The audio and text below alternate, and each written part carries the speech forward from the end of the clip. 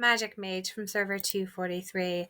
Today I'm going to discuss the preparation that went into preparing for the battle I had today with my Throne of Supreme opponent and what I do to prepare for Throne of Supreme. So the first thing I do is I'm always looking in this well to see when that battle is going to begin and when my next stages are.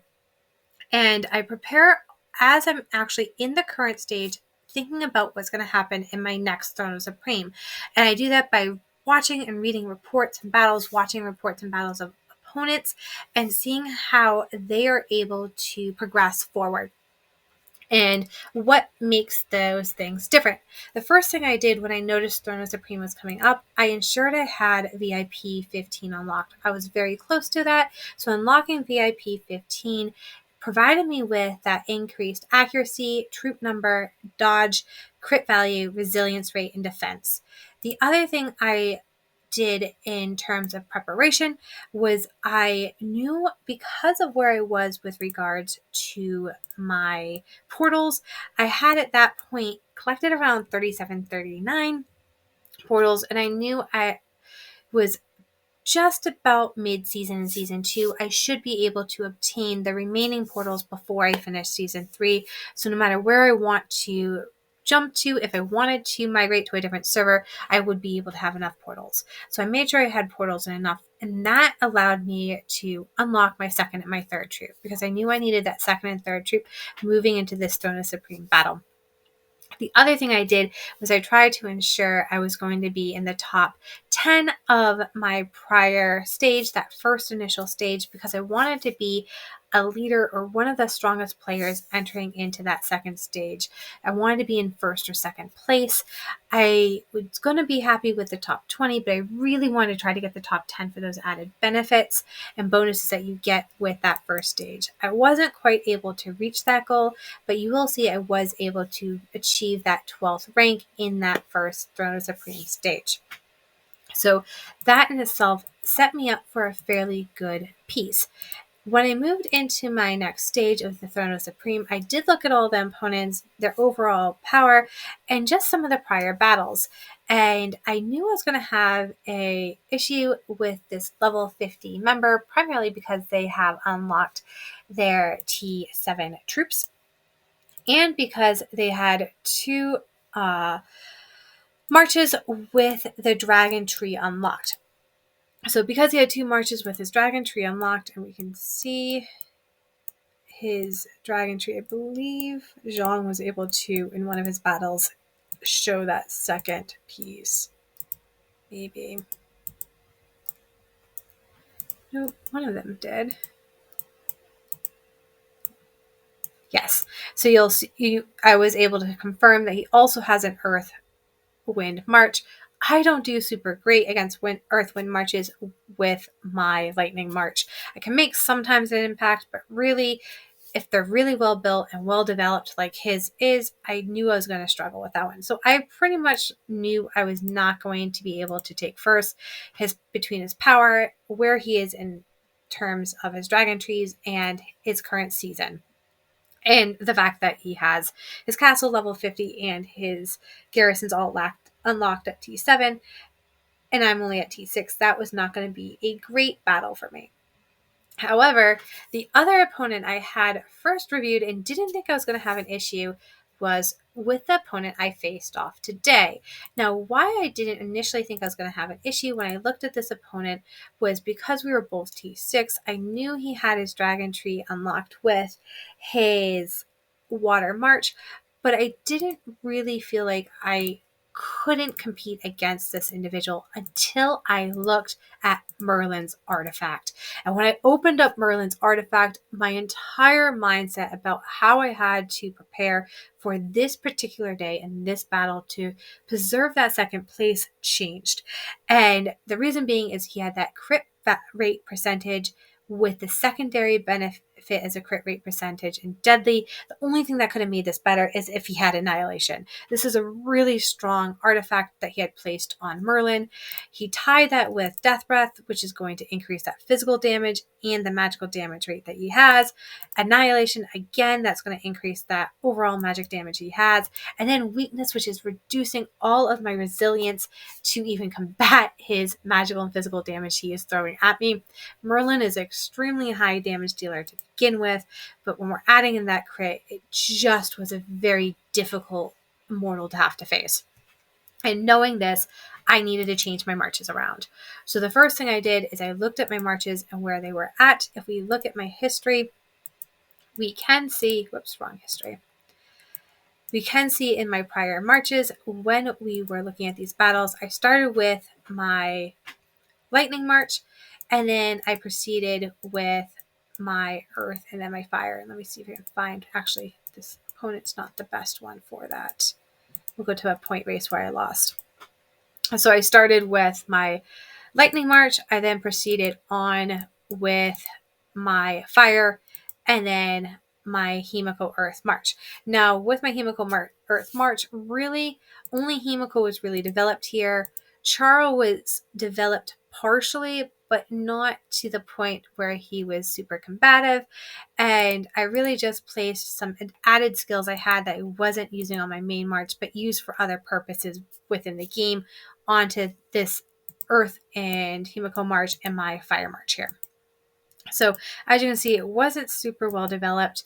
It really just was almost like placeholder marches with my dragons that I'm currently trying to increase here. My main march is really the one I've been focusing on. I did put YSG in versus Hannibal because of his ultimate skill. I felt was going to be more advantageous in this series because I'm missing certain Triss skills that I need and certain lightning immortals that are only available in Conquest to increase that negative effect rate. So really, I switched back to YSG on this one, kept Khan, and been developing Khan for quite some time. I almost have his artifact fully developed. It's the only artifact that I really have that's promising at this point in time. I have a couple of other artifacts that aren't bad, but his is really just that ideal artifact I was looking for. So I knew I needed to move my marches around. So the first thing I did in my group stage here in these first series of battles, I placed my Fire March first. I moved on to place my Earth Himiko March, and I finished with my Lightning March. And I didn't do so well. I still didn't defeat his Water March. I did make a significant dent on it, but I just didn't quite have it. I also yesterday went through and I did move some of my skills around. So I took Lifelink off of YSG.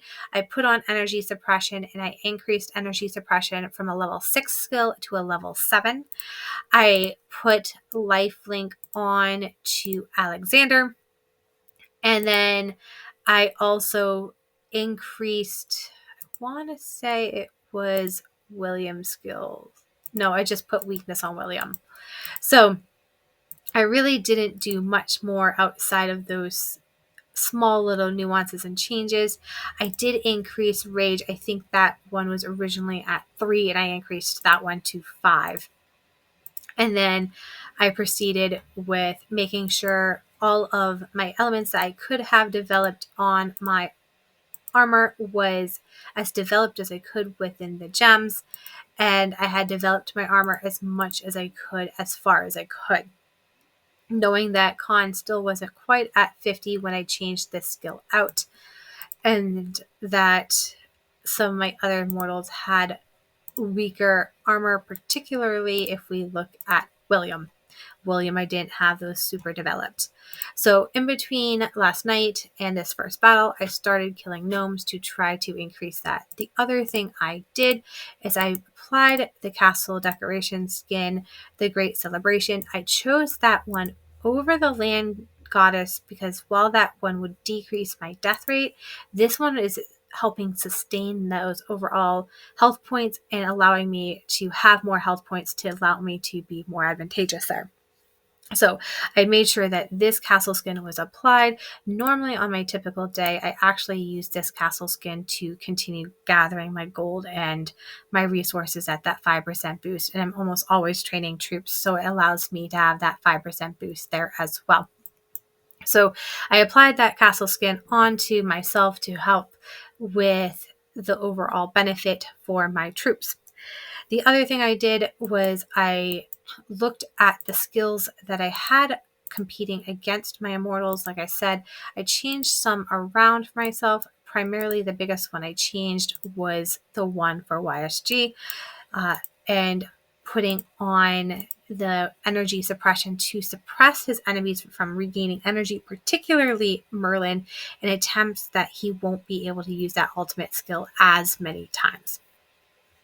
As you can see, that while I made an impact, I didn't do the best. So in my second march, what I did is I looked at some of my skills again, and I started to increase some of my portraits. So I went in and I upped some of my portraits to give myself a benefit. I also applied Agile. So I purchased Agile and applied that to help Sidonic with her dodge rating.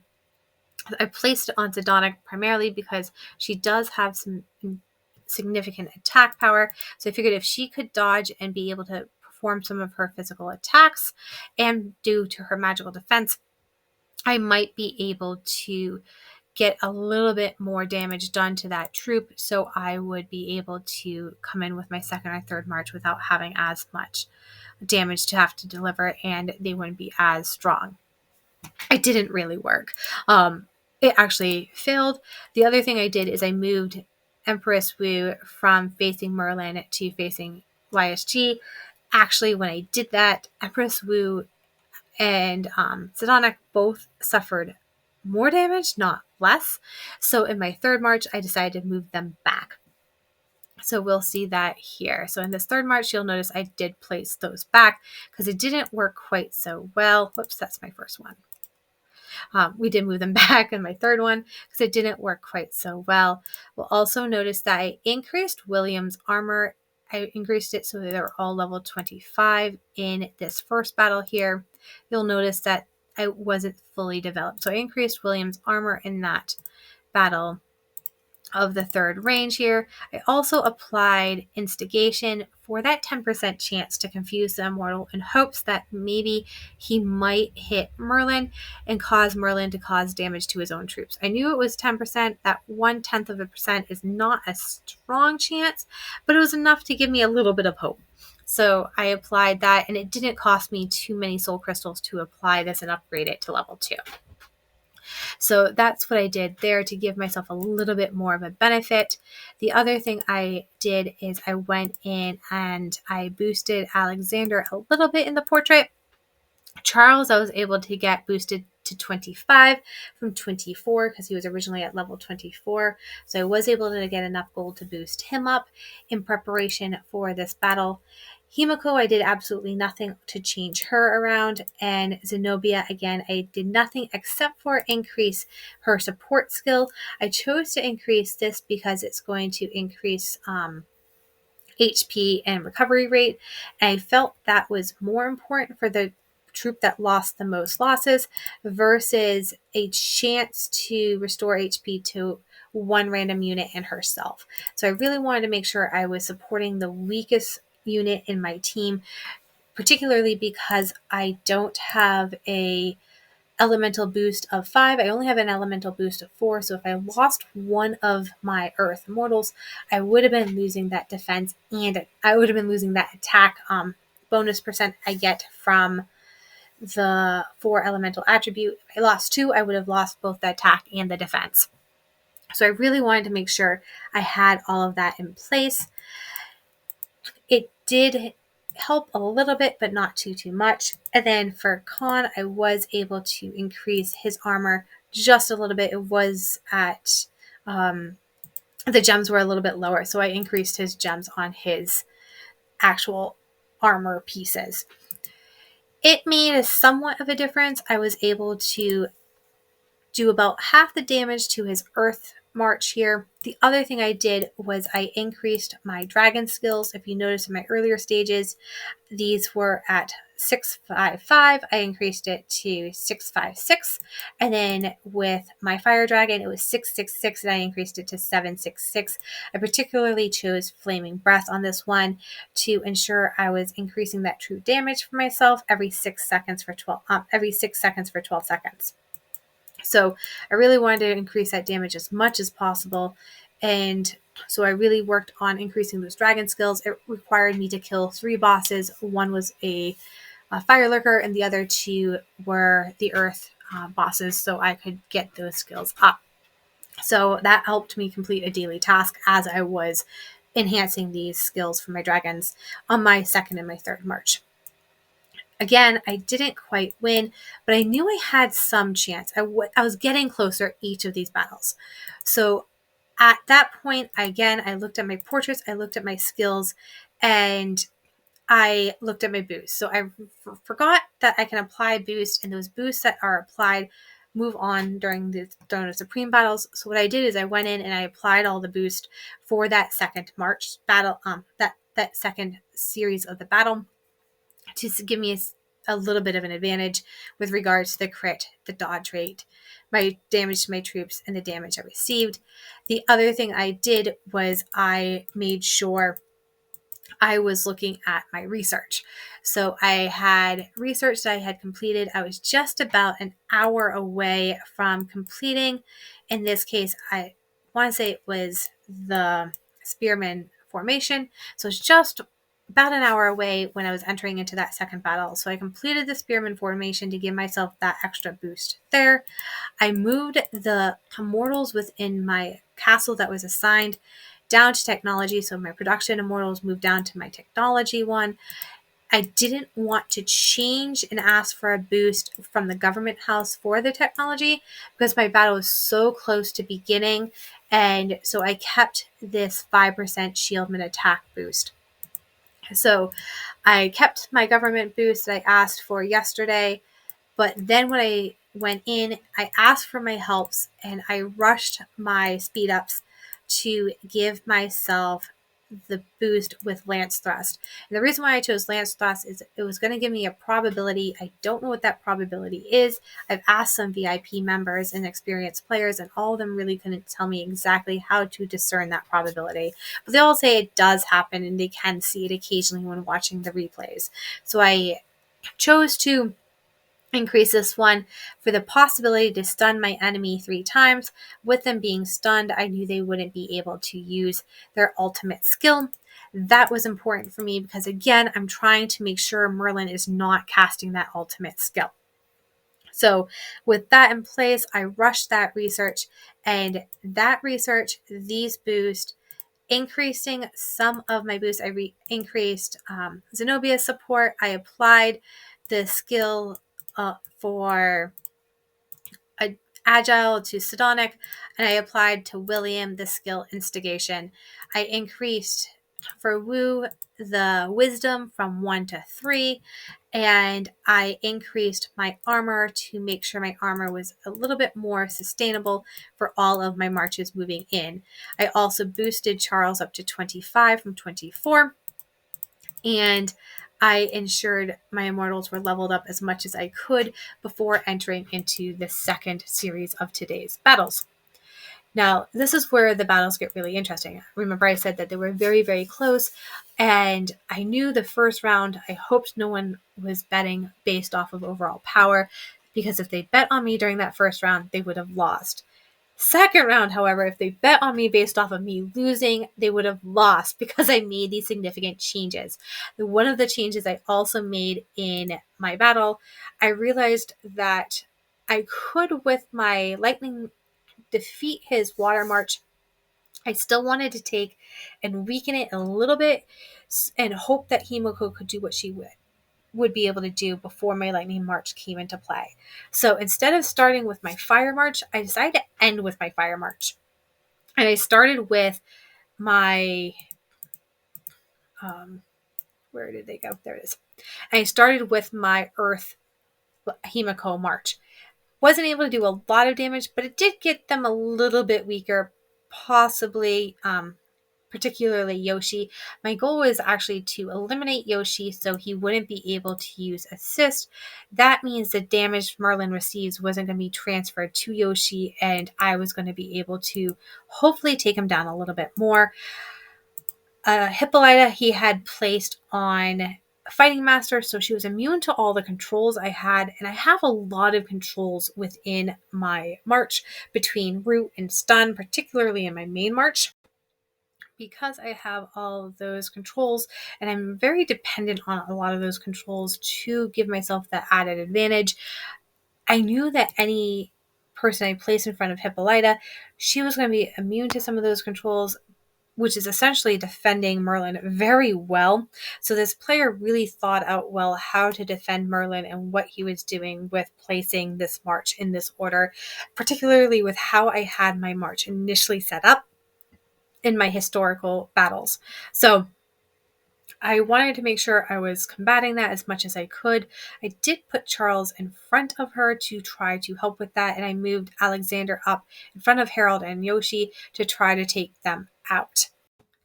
Outside of moving my immortals around and in changing up some of my skills, I also went in and increased some of my portraits.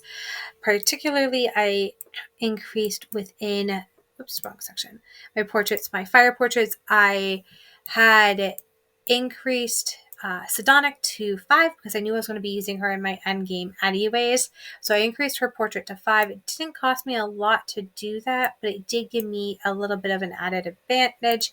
The other one I increased was I gave Alexander a boost to level 3 again because I knew I was going to be using him in my end game.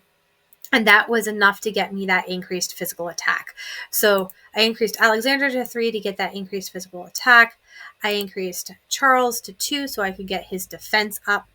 And then I had increased Sidonic to 3, to 5, so I could get her physical attack and her magical defense and physical defense up in hopes that I would be able to combat against Merlin a little bit better. So I changed and added into my portraits. I upgraded some of my dragons. I increased some skills and I added some skills to my marches. I moved some of my skills around in my marches and I moved my marches around in addition to my immortals around within them. Now, moving my immortals around, you'll notice that between my battles, I also took in this last stage here, moved my overall reports around too. So I started off in the first series with my fire. I then moved on to my earth Himiko and finished with my lightning. In the second series, I actually started with my earth Himiko and then moved on to my lightning and then finished with my fire. I did that because I realized with my combating against some of these immortals, I might have wanted my earth my fire to possibly do as much damage as I could against the earth wind march that he had in case I wasn't able to combat that one. So those changes were made. The biggest changes I really think that helped improve that last battle was rushing my research for this troops to get this last skill here with Lance Thrust, which was helping 2 of my immortals that didn't have that, Alexandra being one of them, and then the second one being William. The other thing I did was I increased one of my immortal skills. I believe it was Spear Formation, but it could have been Torrent, but I'm pretty sure it was Spear Formation, giving my boost to my immortal Peter the Great, increasing his troop numbers overall. So I increased my troop numbers there. I was able to add on these boosts here, and these boosts also gave me some benefit as well. And then the governor position that I held from earlier today when I asked my leader to appoint me that position so I would have that 5% boost for my shieldmen. And I really did try to boost, as you can see, my shieldmen, my spearmen, and my cavalry in different ways. So all of them were getting some sort of bonus there as I was moving into these battles. So I hope this guide gave you a little bit of an idea about what you can do to compete and how you can evolve and change. So just because you lost one battle doesn't mean you are necessarily going to lose another. Because you are lesser in overall power doesn't mean that you're not going to be victorious. You really can put together a really strong march, and you can defeat a very challenging opponent, especially if you are playing the artifacts and the immortals exactly where you need to. If this individual had studied my march as we were going through these battles and decided to move things around, or noticed I was moving things around in my first couple of battles, they might have actually still been able to be victorious in all 6 battles against me. They had the potential to do so. So I want to thank the individual who I was up against. I don't actually know who this individual is, but it really did give me a challenge and made me think outside the box and act really quickly in multiple different ways.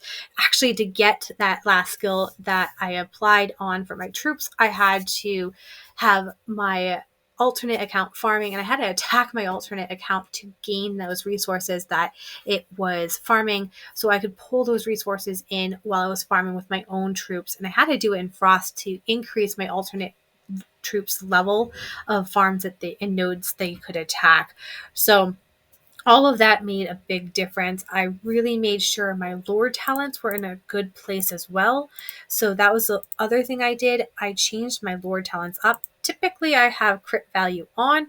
I changed crit value to my dodge value to dodge all those attacks Merlin was going to be throwing my way, because I wanted to keep my immortals alive as long as I could. I left the knife through butter physical attack piece on for myself because I don't have many magical immortals I'm dependent on. And with regards to the physical shields and defenses, I was going to get those physical defenses in other places. So I really left on the physical attack pieces in. I did keep the marching speed on. That wasn't going to come into play. I was moving into core, so I left the runes on for core for myself. I keep the reduced troop kills down, and I did that over relocation of my territory because in this case, reduced troop kills was more important to me. And the honor boost, I kept those 2 on actually because I attacked my own alternate account, so I figured I might as well get some boost and bonuses from that to get those resources so I would be able to advance that skill in the academy. I did keep my immortal skill damage decrease down for my enemy, hoping that their ultimate skills would not be able to put forth as much damage with this skill on. This skill is only when I am being attacked in the game with in my actual land, so that one wouldn't have come into play, but I did put that on because I was attacking back and forth to gain some honor points. This one I did change. I increased my immortal's energy regain speed. Typically I have the attack speed to leverage Khan's attacks that he's placing in, but because I really wanted to make sure those ultimate skills I have on effect, particularly for Charles and a couple of other of my immortals like Himiko, I changed over to Owl Guardian. The other one I left on was increasing energy regain to speed of 2 random immortals by 30%. That has a cooldown. Again, that's when I'm attacking myself or having others attack me during like a killing event. So it wasn't going to take place in terms of Throne of Supreme, but it was one I did put forth. I tend to bounce between that one there and the energy burst. And then I originally had target locked and strong will. I actually split those apart because I try to balance those out. Both of them are advantageous. One increases resilience. The other one helps with the accuracy. In this case here, I really wanted to increase my resilience against all that crit that was coming my way from Merlin and some of the attacks I was going to receive from Alexander on the enemy's side. So I put on strong will and 5/5. I do hope this video helped you prepare and learn how you could adjust and respond to your own Throne of Supreme battles and what to think about and how you can evaluate the different marches you're competing against. Always remember not just to look at the overall power. but you're going to want to be looking at the skills, where they are in terms of different leagues, third season, second season. You can tell the third season based off of if they have the dragon tree unlocked, if they have T7 troops, T6 troops, T5 troops. Those can all make a huge impact. And then always remember to be looking at the artifacts. Those artifacts can be life-changing in terms of a really good build or a really bad build. Remember to look at the portrait levels and how developed they are. Look at their immortals' overall power and what you're looking at here. You can see their magical attack was just significant in almost 4.5 thousand, just actually greater than 4.5 thousand. If we're looking at Khan and his resilience value to this, I wasn't even close. I don't have anything close towards that to get those resilience. And because of that, I really was trying to get that defense up as much as I could, particularly against that magical defense, and see what I could do to combat what I was facing with regards to Merlin. So really make sure you're looking at the different immortals, what they're combating against, who they're combating against, where those different statistics lie. Think outside the box on how you can take and improve your things, your immortals and your marches, even if it's just microscopic changes, increasing those gems, boosting those gems, adding on skills, adding on leveling up your armor. All of those small microscopic changes that I was able to make, adding on a governor role, taking and adding on the boost that I could apply in terms of the overall castle bonuses.